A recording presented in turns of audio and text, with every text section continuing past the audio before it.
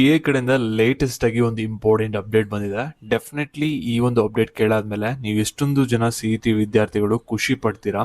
ಹಾಗೆ ಒಂದು shocking update ಕೂಡ ಇದೆ. KA ಕಡೆಯಿಂದ ಒಂದು ಡಾಟನ್ನ ರಿಲೀಸ್ ಮಾಡಿದ್ದಾರೆ.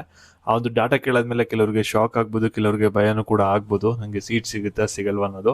ಇವಾಗ KA ಕಡೆಯಿಂದ ಲೇಟೆಸ್ಟ್ ಆಗಿ ಏನೇನು ಅಪ್ಡೇಟ್ಸ್ಗಳು ಬಂದಿದೆ ಅದ್ರ ಬಗ್ಗೆ ಡೀಟೇಲ್ ಆಗಿ ತಿಳಿಸ್ಕೊಡ್ತೀನಿ ಈ ಒಂದು ವಿಡಿಯೋದಲ್ಲಿ. ಈ ವರ್ಷ ನೀವು CET ಎಕ್ಸಾಮ್ನ ಬರೀಬೇಕು ಅಂತ ಅನ್ಕೊಂಡಿದ್ರೆ, ಹಾಗೆ CET ಕೌನ್ಸಿಲಿಂಗ್ ಅಟೆಂಡ್ ಮಾಡಬೇಕು ಅಂತ ಅನ್ಕೊಂಡಿದ್ರೆ ಈ ಒಂದು ವಿಡಿಯೋನ ಮಧ್ಯೆ ಸ್ಕಿಪ್ ಮಾಡ್ದೇನೆ ಕೊನೆವರೆಗೂ ಕೂಡ ನೋಡ್ತಾ ಹೋಗಿ. ನಿಮಗೆ ತುಂಬಾನೇ ಇಂಪಾರ್ಟೆಂಟ್ ವಿಡಿಯೋ ಆಗಿರುತ್ತೆ. ಅದಕ್ಕಿಂತ ಮುಂಚೆ ಚಾನಲ್ ಸಬ್ಸ್ಕ್ರೈಬ್ ಮಾಡ್ಕೊಂಡ್ರೆ ಸಬ್ಸ್ಕ್ರೈಬ್ ಮಾಡ್ಕೊಳ್ಳಿ, ಹಾಗೆ ಪ್ರತಿಯೊಬ್ಬರು ಕೂಡ ವಿಡಿಯೋಗೊಂದು ಲೈಕ್ ಕೊಡಿ.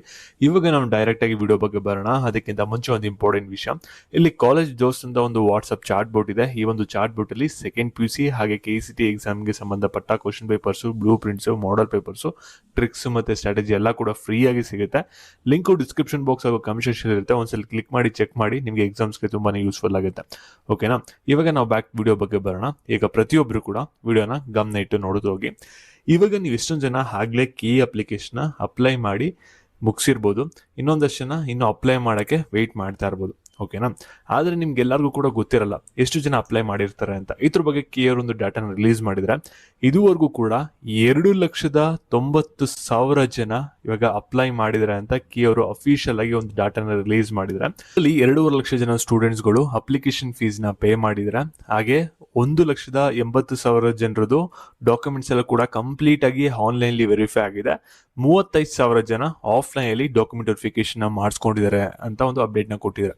ಇಲ್ಲಿ ನೋಡಿ, 2,90,000 ಜನ ರಿಜಿಸ್ಟರ್ ಆಗ್ಬಿಟ್ಟಿದ್ದಾರೆ. ನನಗೆ ಒಳ್ಳೆ ರ್ಯಾಂಕಿಂಗ್ ಬರುತ್ತಾ CET ಎಕ್ಸಾಮ್ ಬರೆದ್ರೆ ಅಂತ ಭಯ ಪಡಕ್ ಹೋಗ್ಬಿಡಿ. ಡೆಫಿನೆಟ್ಲಿ ಇವರೆಲ್ಲರೂ ಕೂಡ CET ಎಕ್ಸಾಮ್ ಅಟೆಂಡ್ ಮಾಡಕ್ ಹೋಗಲ್ಲ. ಕೆಲವರು ಜನ ಜಸ್ಟ್ ಅಪ್ಲಿಕೇಶನ್ ಹಾಕ್ತಾರೆ, CET ಎಕ್ಸಾಮ್ ನ ಬರೆಯೋದೇ ಇಲ್ಲ.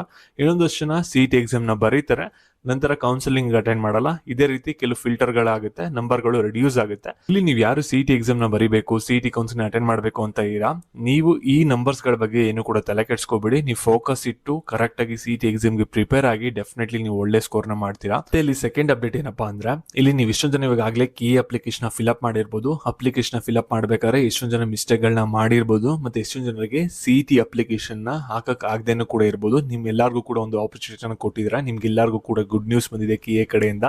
ನೀವು ಬೇಕು ಅಂದ್ರೆ ಇವಾಗ ಅಪ್ಲಿಕೇಶನ್ ಎಡಿಟ್ ಕೂಡ ಮಾಡಬಹುದು. ಇನ್ನು ಅಪ್ಲೈ ಮಾಡಿಲ್ಲ ಅಂದ್ರೆ ಅಪ್ಲೈ ಮಾಡಬಹುದು, ಯಾಕಂದ್ರೆ ಲಾಸ್ಟ್ ಡೇಟ್ ನ ಎಕ್ಸ್ಟೆಂಡ್ ಮಾಡಿದ್ದಾರೆ. 22ನೇ ತಾರೀಕು ಕೂಡ ಟೈಮ್ ಇದೆ.